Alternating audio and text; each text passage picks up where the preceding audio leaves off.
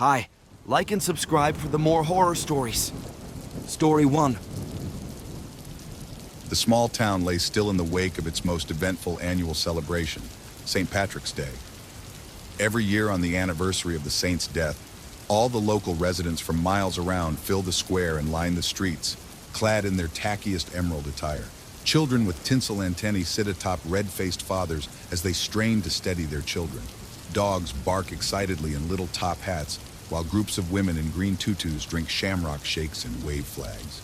Only the finest local businesses and school groups participate in the parade, such as Mixed Timber Supplies and Septic Tanks Inc., often participating with themes like Under the Sea and Vikings. The residents at the local retirement home where I work never bother with the theme. They choose to dress as members of Toy Story or Mexicans Against Trump and wave as they are slowly driven past on a flatbed truck. I love those guys. At most parades, someone will dress up as St. Patty himself and walk around holding up a fake snake in victory. The man wasn't even Irish, my granddad used to say. He was a retired historian and hated St. Patrick's Day. He would tell me tales of Celtic times, of warriors and scholars, mages and druids, or local legends of ancient tombs and fairy hills, while I sat next to him munching fig rolls. He made it seem like the world was full of magic until St. Patrick came and did away with it all. He'd still come along to see the parade with my parents and me, but he'd grumble about it afterwards, saying, "That man was the beginning of the end." I could still hear the music and laughter from the pub at the bottom of the hill. I'd spent most of the evening there with some old school friends. I'd almost gotten into an argument after shouting "Slante" to the death of St. Patrick to my friends, gleaning a dozen angry glares from nearby locals while they muttered to each other beneath their frowns and orange wigs. The group of us afloat in a heaving sea of late-night revelers, also dressed in shades of green. But I'd had enough for one night. "Aaron, turn it down," Niam had said while tugging at my shirt for me to sit. "You're always getting us into trouble," she said, frowning. "So what? I'm pro-pagan," I protested with a smile, but the others just looked mortified. After that, I decided it was time to leave. My foot stuck to an ice cream wrapper, snapping me out of my thoughts.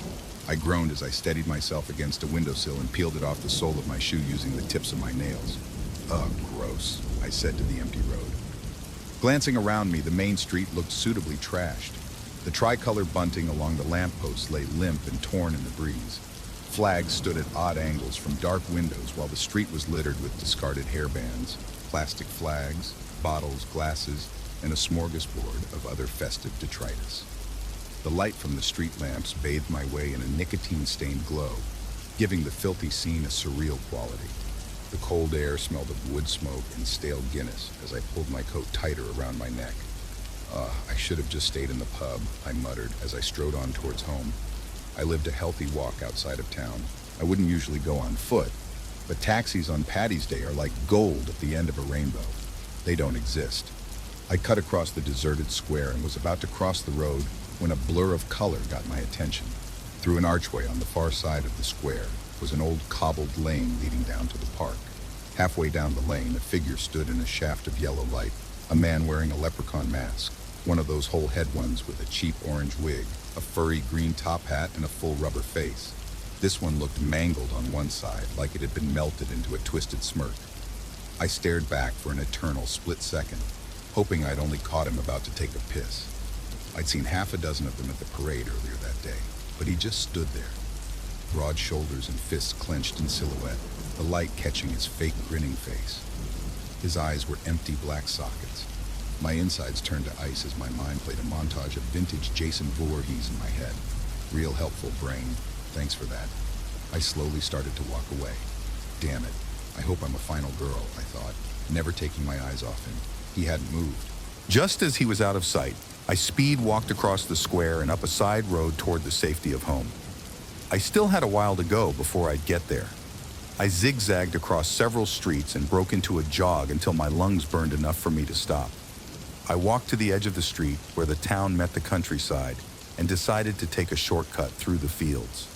I was probably being paranoid.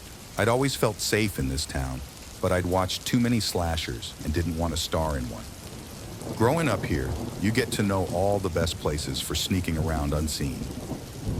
I glanced behind me and saw nothing. I ducked through a familiar gap in the hedgerow, allowing the branches to comb through my hair as I went. Out here, I only had moonlight to guide me, bathing the grassland and treetops in shades of silver, like walking through an Ansel Adams photo. I could have used my phone, but still feeling spooked, I kept it in my pocket. Although on familiar ground, I still felt exposed walking through the middle of the long field. My jeans started to suck up the moisture from the damp grass, while I repeatedly checked behind me. Still no followers. I could hear the usual sway of the trees and the distant mournful cry from a fox, but nothing more. Phew, I let out a sigh. Nearly at the next field, and I'm almost home. Peeking through the next row of bushes, there were no flashing lights or loud laughter, just an empty field. There's a huge flat stone in the center where all the local teenagers meet up to get drunk. I hoped there might be a few here tonight, but I needed more time. I emerged from the bushes into the gray meadow. The gap was smaller and branches clawed at my hair and clothes as if trying to drag me back. Just as I'd extracted myself not so gracefully, I heard the distinct rustle of something moving through the bushes in the field behind me. I glanced back through the gaps in the branches, my pupils dilating as they searched at the murk. There it was, a flash of orangey. Fuck, I whisper it to the dark. I beckoned away, searching between the fauna for another flash of dreaded orange. I started moving faster as the adrenaline pumped my heart into panic mode. Now trotting backward, I turned, ready to pelt into a full sprint when something met my foot and went flying ahead. As I stumbled and the ground rose up to meet my face, how far away was he? I cried out involuntarily and looked up from my tangle in the grass. It was a fox, a bright orange fox. Its head had smashed against the rock after I'd kicked it. From the splatter of crimson on the stone and the stillness of its body, I could safely assume it was dead. I kicked a fox, and now it's dead. What kind of person kicks a fox? The question cycled in my mind as I dragged myself to my feet, my knees and lips stinging from the fall. I tasted the iron tang of blood and touched my lip tentatively. Yep, split. I limped over to the poor fox. It was still. "I'm so sorry," I said to him. Suddenly feeling overwhelmingly sad, I slumped on the stone next to it. I always liked sitting on this stone. There's a comfortable dip in the center like it was made as a seat, even if it's always cold. I could feel my lips starting to swell as I tongued the fresh wound. My whole front was soaked from the grass, and my knees felt weak. Diving deeper into my self-pity, I hardly noticed the movement behind me at first. A great end to Patty's Day. A twig snapped and I wrenched my head around to see the leprechaun man standing a few feet behind me. His warped rubber smile leered at me in the gray light, framed with that cheap bath mat wig and dirty shamrock top hat. The rest of him wore ordinary faded jeans and a worn brown jacket. A gold cross glittered on his chest. "Look, I don't know what you want, but I'm sorry if I offended you, and I'll just be heading home now. I don't want any trouble." I stammered as I stood up on unsteady feet. I started to back away while searching my pockets for my phone. Empty. It must have fallen out when I tripped, but I daren't break my gaze with him to look around me. As a defense, I found my keys and stuck them between my fingers. He cocked his head and took a step forward. "Feck off," I yelled, brandishing my key-shaped knuckle duster in his direction. "What do you want?" "Back off," I said, waving it around manically. I took another step back and felt a crunch under my left foot before it slipped out from under me and I fell hard on my ass. Well, at least I found my phone. I could see the now concave screen had completely cracked as it lay in the grass at my feet. Great. The leprechaun started to laugh. He threw his head back enough for me to see the stubble on his neck as he cackled at the sky, holding his sides. I continued to back up on my sore backside when I heard an undertone beneath the laughter. Another sound. My heart was thumping so hard in my ears that it was hard to decipher, but it was growing louder. It sounded like slithering, like something hollow and wet sliding around itself. Just then, I noticed a slight movement in the fox. For a moment, I thought I'd been mistaken, and it was still alive, but it wasn't moving right. Something was wrong. The fox's jaw widened slightly as a fat red worm wriggled itself into the open air. It stuck out from the gaping muzzle, shining scarlet in the moonlight. I was transfixed. There was something vaguely familiar about how it moved, but I couldn't figure it out. The worm felt around its new surroundings and grew larger, still sticking out from the row of teeth. The leprechaun bastard was recovering from his fit of laughter and couldn't see the fox from the far side of the great stone. I stared as the fat worm felt around the edge of the jaw, tipping its head off each tooth in a row. As it stretched to touch the grass, another appeared, and then another, until 8 chubby worm heads were visible. They moved strangely, in unison. Each worked in tandem with the other as they felt around. Then, like a group of synchronized swimmers, they each curled over a portion of the open jaw and began to open it wider and wider. The whole dance had only lasted several seconds, but I was mesmerized by this gross yet strangely hypnotic sight. Part of me had totally forgotten about the psycho carrot top over there. He had stopped laughing and was probably annoyed I wasn't giving him my full attention. I could see him advancing in my peripheral vision, but couldn't take my eyes off the fox. The carcass was moving with the widening of its maw. The 8 worms had opened it up like setting a bear trap. The fox's teeth stuck upright like little bright stones in the gloom. The chubby worms strained against the sides as the masked man came closer. I could feel the tension in their little red bodies as they tore the jaw wider apart, leaving a wide open void in the center of the carcass at the base of the stone. The worms released their grasp on the jaw and began to slide outward. The wet, slithering sound returned as their heads touched the grass. It seemed they were attached to something inside the void. Another 2 fatter worms appeared on either side, quickly followed by... It was then I realized the familiarity of the worms' movements. They weren't worms at all. They were fingers. My brain couldn't compute what I had been watching. The gnarled, false-faced man had made it to my side of the stone by the time I tore my eyes away from the unreal sight in front of me. I looked at his distorted face and back to the fox. He followed my stare. "What the foo?" he bellowed in fright and leaped back in surprise. The sounds of slithering and squelching made my stomach revolve in disgust as a wet head started to emerge. 2 gore-covered arms stretched out of the dilating abyss, grabbing tufts of grass in a blood-slick grasp. Then shoulders, then a blood-soaked torso of a man birthed itself from the still too small gap. His face was obscured by long, bloody hair, which clung to him like sinew as he clawed his way into reality. My midnight stalker sputtered loudly and lifted the bottom of his stupid mask, enough for a torrent of vomit to erupt onto the grass beside him.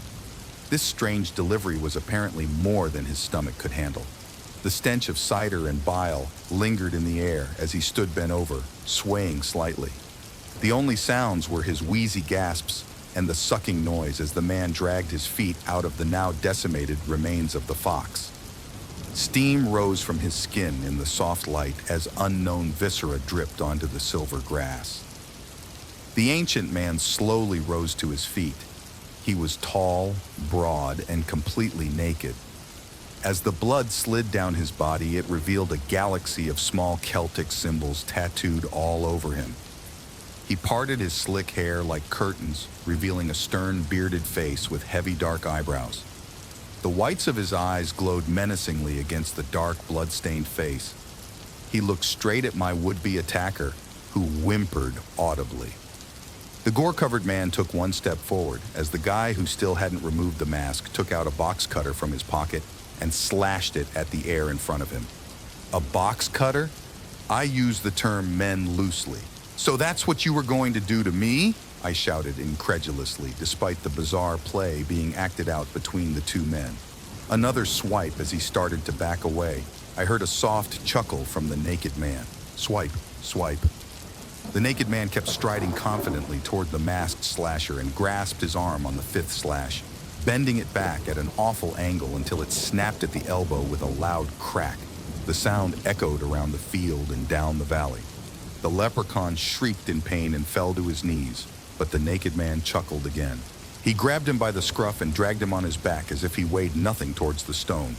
He began to shriek again, flailing his legs and one good arm in a futile attempt to free himself. He dragged the man across the stone like a bascule at a guillotine, leaving his head hanging over the dead fox at the comfortable dip where I'd sat comfortably so many times before. The relict man looked down upon him and put a hand out to lightly grasp the gold chain around his neck. He held the tiny gold cross in his hand before letting it drop again. As I watched in the shadow of the hedges, he plucked a large claw from his hair and then sliced the leprechaun down the belly in a flash. The man screamed, then gurgled, and finally fell silent. I could feel a slight change in pressure around me, and my ears popped when he cracked the ribcage open across the stone, as if about to perform a ritual autopsy. Only then did he look over at me. Our eyes met, and I knew he wouldn't kill me. I had summoned him. He smiled. I got up and walked over to the splayed corpse on the rock, entrails dripping down like streamers and organs thrown haphazardly on the grass. He took my hand, and I never felt so calm. We both looked down into the growing chasm, deep in the masked man's rib cage, and into another world. The ebony depths looked so inviting. I looked him in the eyes once more and stepped inside.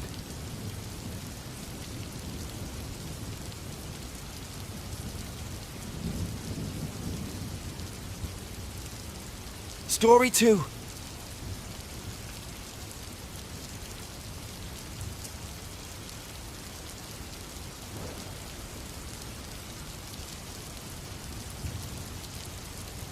I had a wife once, aeons ago, but I can't remember her name. I can't even see her face in my dreams anymore. I must write all this down before any more of those memories leave me for good. Since waking up here in this cold infernum, so many of those thoughts have faded and been extinguished forever, like lone flames in the endless darkness. And all that remains now are these dull echoes of the past in the twilight ether of my mind. Every time I sleep, those remaining memories fade a little more, and soon my old life will be as obscured as my own identity. I don't know what's real and what isn't anymore. I don't even know how I got here. I don't even know my own name. I must start with what I remember for certain. I was born in Boston, just after the Second Great World War of the 20th century. I know that for a fact. I stayed there and worked in the dockyards for many years. I met my wife around this time, yet I cannot remember any more specifics other than that and that she often smelt of lavender. God damn it. What has happened to me? I guess I remember the dockyard the most vividly, the smell of crude oil and the salty spray of the sea against my face, the interminable gray skies. There were rows of warehouses and a small construction manager's office at the far end of the dock where my desk was. I think it was blue. It had metal stairs and a handrail leading up to it. I think now the reason why I still remember this place is because that it was here that caused the whole thing, the circumstance which brought me to this point in my existence. It was a cold day when it happened. It was raining hard, and I couldn't see much beyond 20 feet. Everything was a blurry, gray smudge. Even the rows of ISO containers ahead were almost indistinguishable from each other. That's when it happened. Marching down the main thoroughfare, I heard a foghorn blare out somewhere at the edges of the mist-covered dockyard. Then, as if coupled with the sound, I felt something move closer behind me. It cast a shadow over me in the rain. My head darted around, expecting to face some giant monster lifted right out of my childhood nightmares, looming up over me in the downpour. But instead, it was the back end of a lorry reversing closer, bearing down on me. I barely had a moment to scream or slap the back of the van to alert the driver before it hit. It pinned me against a concrete barrier, and I felt the crunching of my legs between it and the rough wall at my back. For an instant, the pain in my legs was agonizing, and then I felt nothing from my stomach down. I sagged down into myself and almost vomited.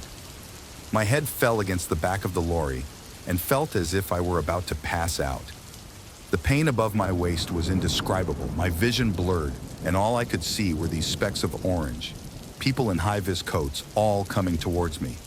The pressure in my skull throbbed, and I think I heard someone ask me something. But the pain took over, and everything went black. I wasn't sure how long I was out for, but I eventually awoke in a daze, with all manner of medical tubes and ECG monitors hooked up to me. They had taken me to Boston General Hospital A+E, and I had woken up a week or two later, so they told me. Everything apart from my legs burned. The sensation in them remained elusive, and I knew why. Beyond that, I had only a vague awareness of where I was and what had happened. It was all a blur.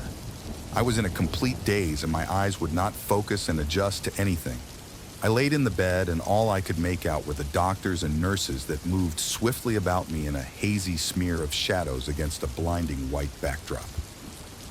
I briefly recall now, I was lulling in and out of consciousness when I heard the doctor explaining to me that I would never walk again, and in all likelihood will be confined to a bed for the rest of my natural-born days. It was like a single spear right through my heart.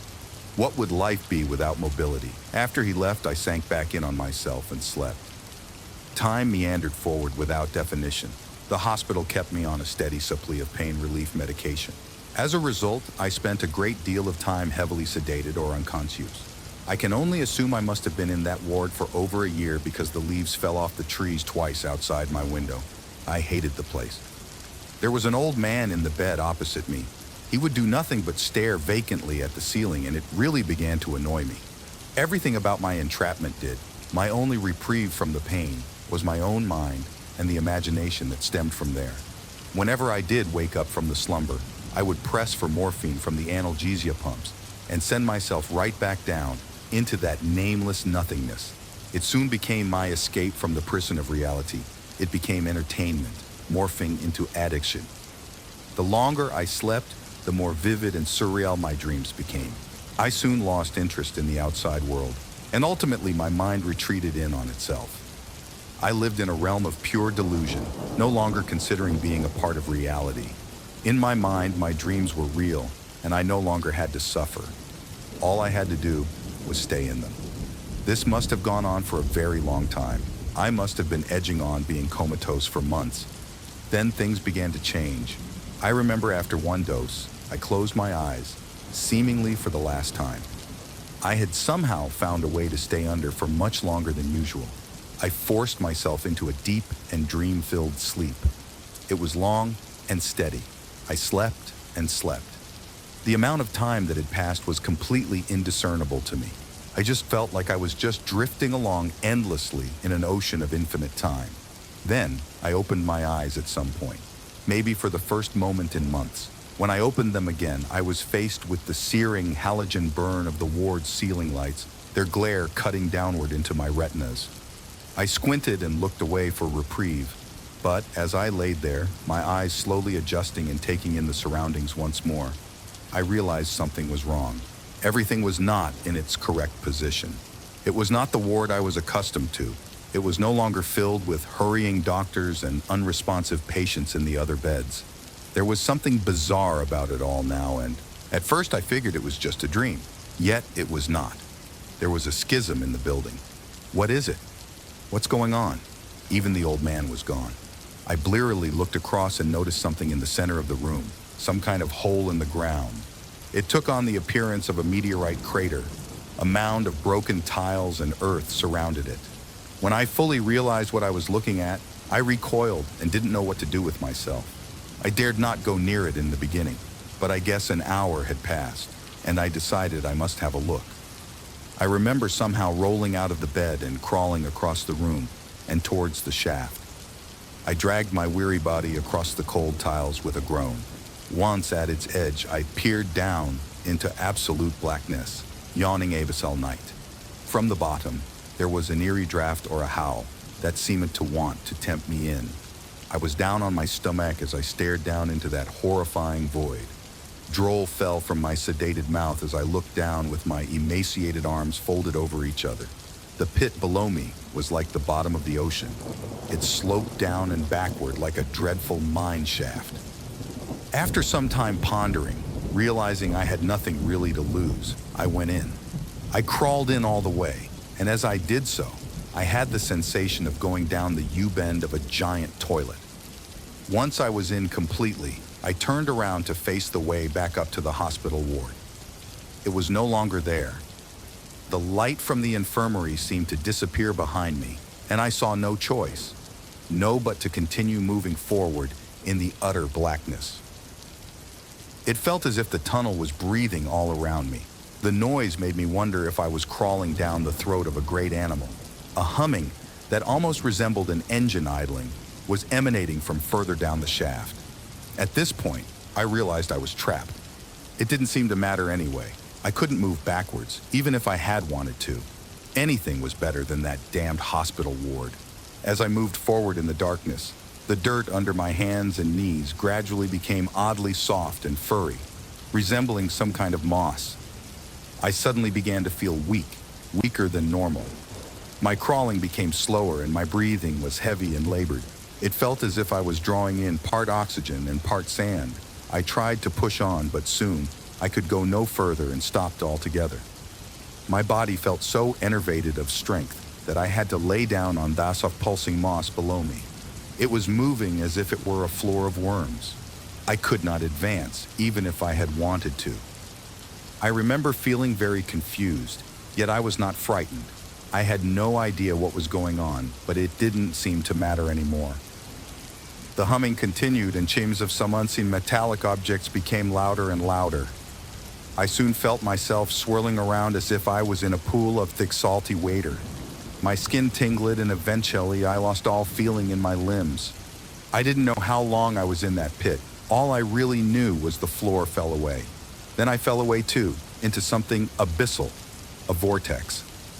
Down there, whatever it was, in that swirling nothingness, I had the unyielding feeling of life repeating itself. Ad infinitum. It was as if I had been there before, like I had always been there. And I slid down further into a deeper darkness, a different kind. It was warm, no names anymore. I was no longer a body, but some kind of abstract essence, or even merely an idea of a human.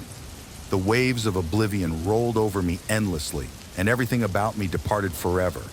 This went on for what I perceived as eons. I had traveled time and space itself. Then came a light at the end of the blackness, pulsing energy. It unfurled before me, and I began to float through it as if I were on rails. The light was a tunnel of swelling colors, orange, green, red. I moved towards it. Then, something snapped in my brain. It felt like rope giving way. A horrible, rough tear somewhere in my thoughts. Something within my synapses buckled, and once more was aware. Somehow, I came back. The same as in the hospital, I opened my eyes slowly to face the ceiling. I was laying on my back. Dull amber bled into my vision. But there was something different now. There was a loathsome smell of sulfur crawling its way up my nostrils.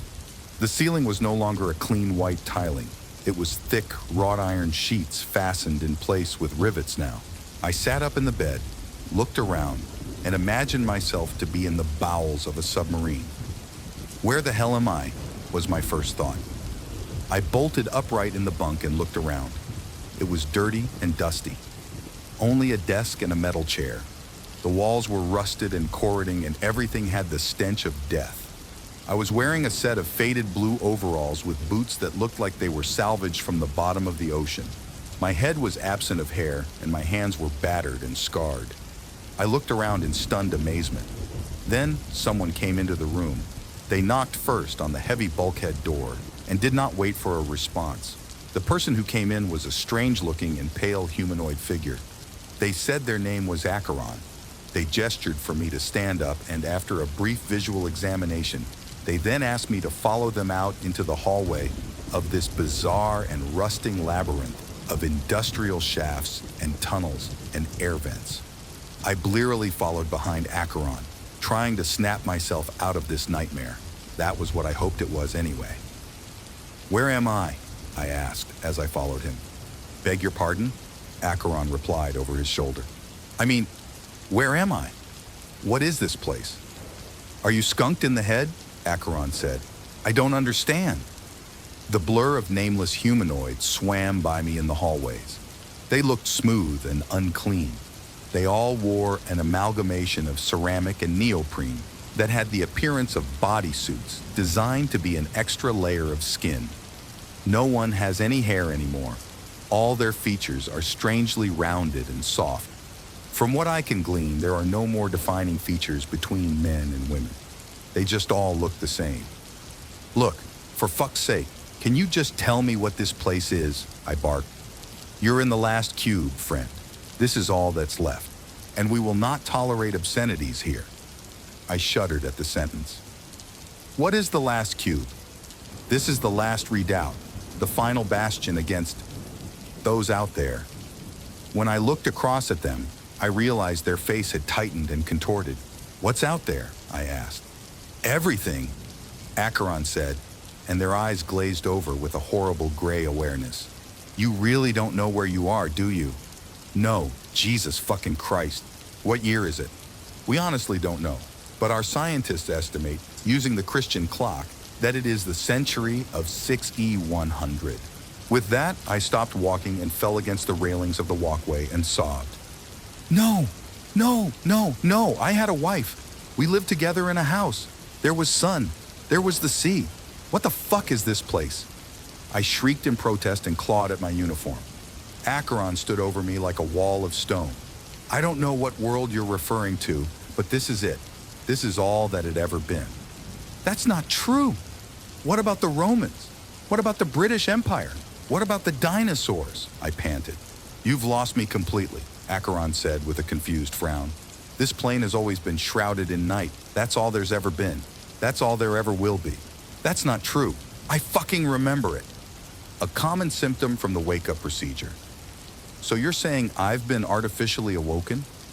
We found you in the Twilight Lands and brought you back here. It took days to stabilize you. And now you've awoken, you can't seem to comprehend the reality you're in. As I said, a common symptom of the wake-up procedure. No, fuck you! This isn't real! I screamed and tried to stand up. Acheron had no words. They simply looked down at me with pity. I'm not sure where you have come from. I don't know what you know, but this is where you are. So you better deal with it, or the higher order are going to carve you up and toss your body to the pits. You understand me? We're all hungry, friend. But there's no room for abstraction. If you don't tug the line, then they'll use you for something else. I closed my eyes and sobbed some more. Acheron told me there is no light left up there. It's only darkness. At some point in the past millennia, the sun died. The world fell into eternal night, and with it, grotesque entities bred and grew up there. Things that should not exist now move around in the tattered remnants of Earth. Sometimes those things try to come down here and feast upon what remains of humanity. It's all too much to comprehend if I'm being honest with myself. As I write this, I do not know what is real and what isn't anymore. Yet they tell me that the world above is dead, and we must stay down here to stay alive. Nothing makes sense to me. I wonder if my old life ever existed. Is this life just a dream, and am I still in that wretched bed? I am positive my old life was real, but I must acknowledge the possibility that I may never know now. It has been a week since I woke up here, and Orion, the bunker's leader, demands that I go to work in the protein farms. So I must. Tonight, I shall force myself back into that sleeping state to find out the truth. I long for the day when I wake up and see her face again, yet I don't know if that day will ever come or if it ever existed. I don't even know my real name. All I know, I only dream of tunnels now.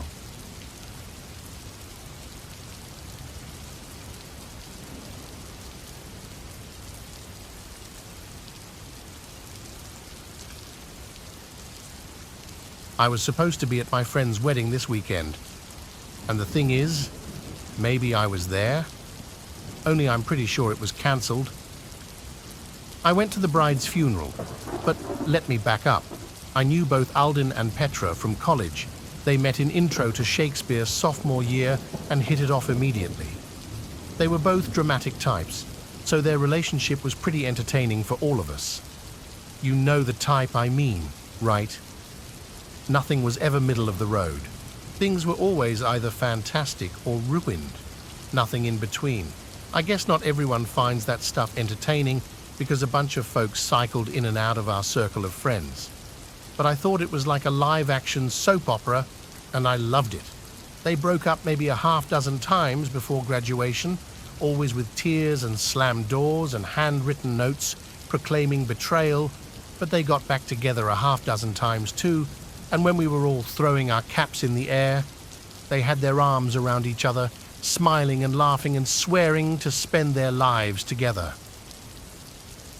After graduation, I moved out of town, and Petra moved in with Aldin.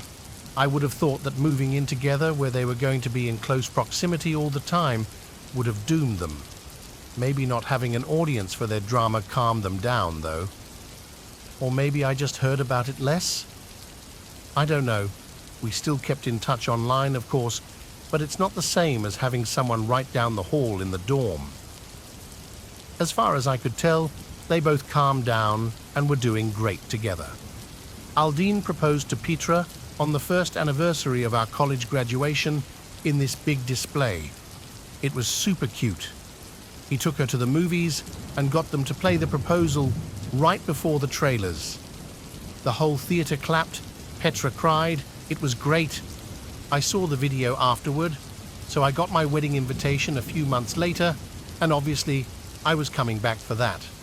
Petra was posting about wedding stuff on Facebook and Insta all the time, and it seemed like she was going a little bit bridezilla. Aldin was mainly quiet about it, but he'd post pictures occasionally too.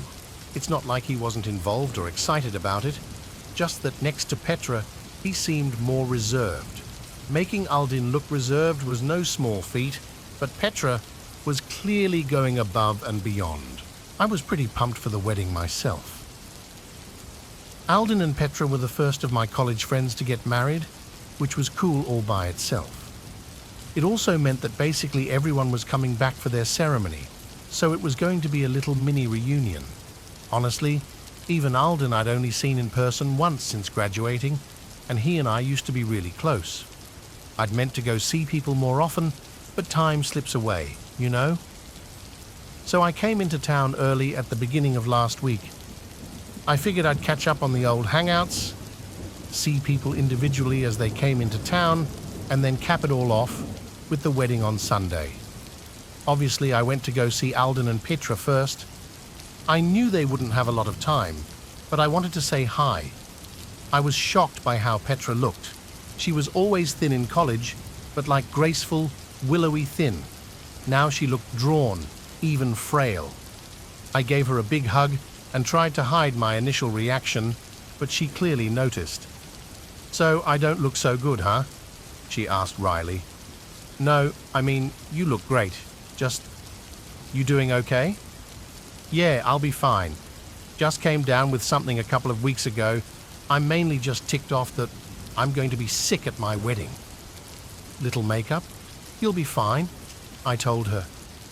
She smiled, and even through the illness, she looked radiant. "I'm not worried about it. Nothing's taking this day away from me."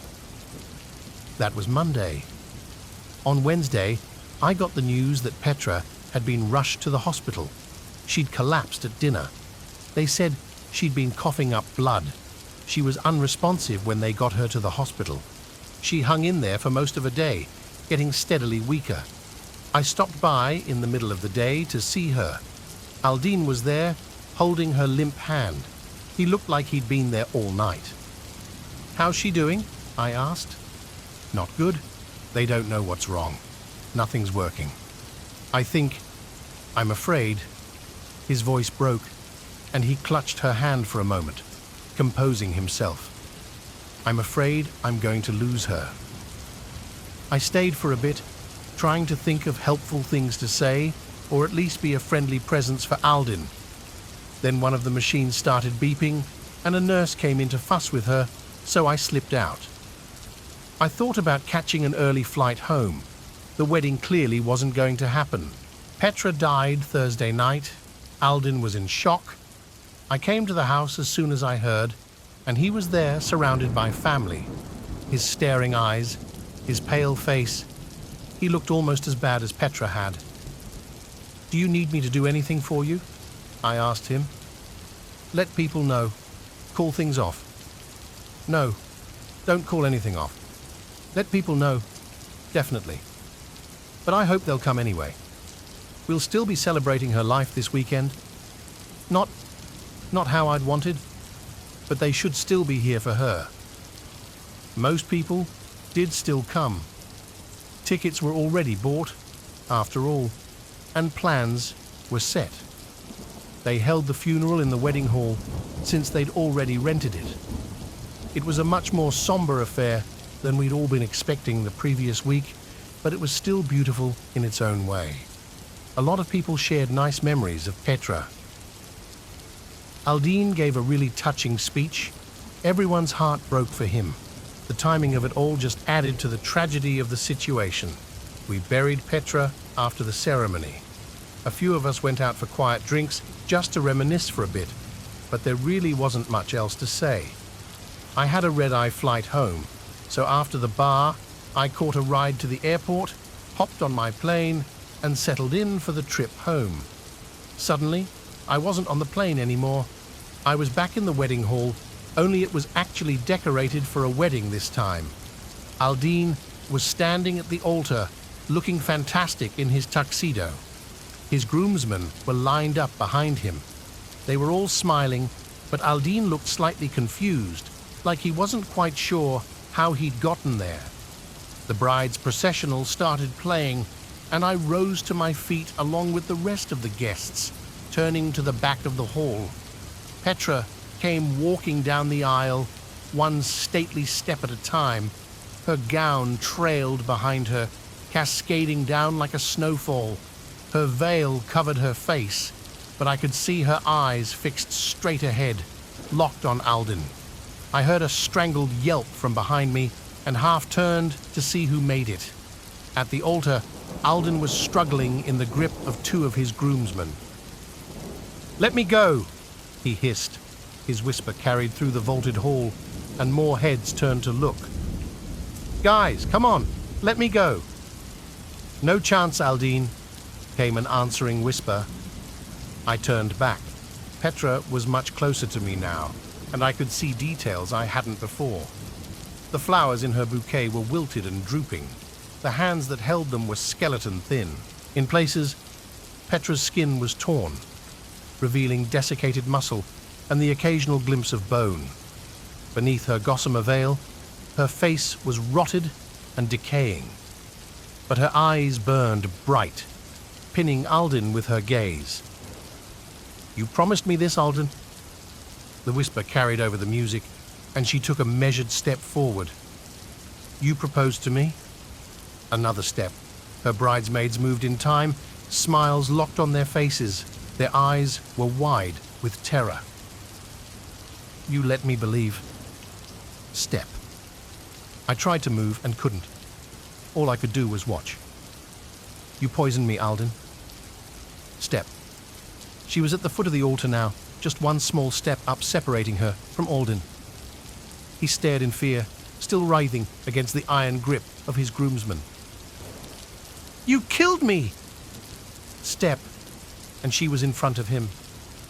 Aldin opened his mouth to say something, but she placed one thin finger against his lips.